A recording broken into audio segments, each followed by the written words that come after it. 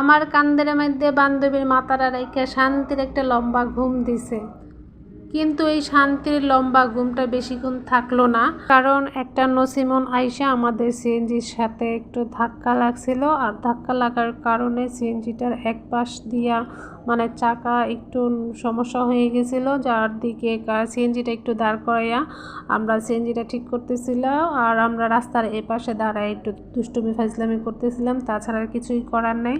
তো আমরা বললাম, মামা আপনি সিএনজিটা ঠিক করেন, আমরা এখানে দাঁড়ায় আছি। তো ওই পাশ দিয়ে দেখতেছিলাম একটা কবুতর রাখা, আর কবুতরটা দেখে আমার ভাল লাগছিল। তো আমি দাম জিজ্ঞাসা করাতে বলল যে আপু ভিতরে দেখেন, ভিতরে আরও অনেক কবুতর আছে। তো ওইগুলো আমি ভিডিও করি নাই। আর কবুতরের দামটা ছিল আপনার 4 থেকে 5,000 টাকা। তারপর আর কি সিএনজিটা ঠিক হলো না, তারপর আমরা রিক্সা নিয়ে আমরা চলে আসছি।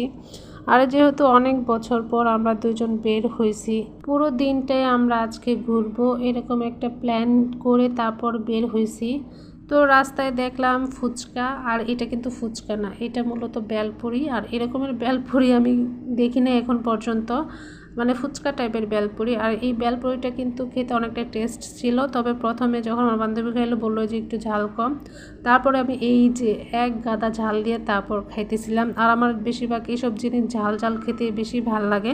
বেলপুরিটা খাওয়া শেষ করে আমরা একটু হাঁটাহাঁটি করব, কারণ আজকে পুরো দিনটাই নিজেদেরকে দিব।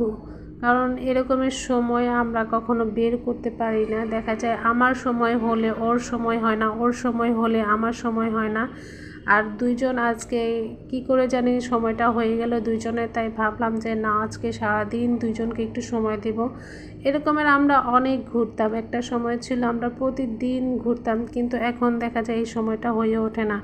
আমি জব করি, ও সংসার, তো দেখা যায় এরকমের সময় আর কখনো পাওয়া যায় না। তারপর কিছু কেনাকাটা করব, আর মেয়ে মানুষের হাতে টাকা থাক মনে হয় না থাক, কিন্তু কিছু দেখলে তো কিনতে মন চাই। তারপর এই ব্যাগগুলো আমার ভালো লাগে, দেন এখান থেকে 2টা ব্যাগ নিয়ে নিলাম, প্রাইস ছিল 200 টাকা করে। আর এই কানে যে দিলাম এটার নামটা আমি ভুলে গেছি, এটার দাম ছিল 350 টাকা করে।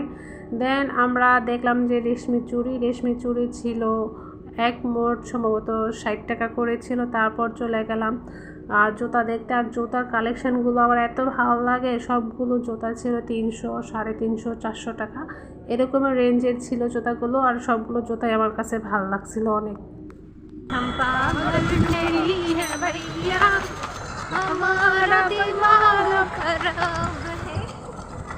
আমার রিক্সা চলে হাওয়ায় উইরা উইরা, তারপর ঢাকা শহর দেখবো দুইজন উইরা উইরা। এই তো আজকের মতন আমরা এখানেই শেষ করলাম। আল্লাহ হাফেজ।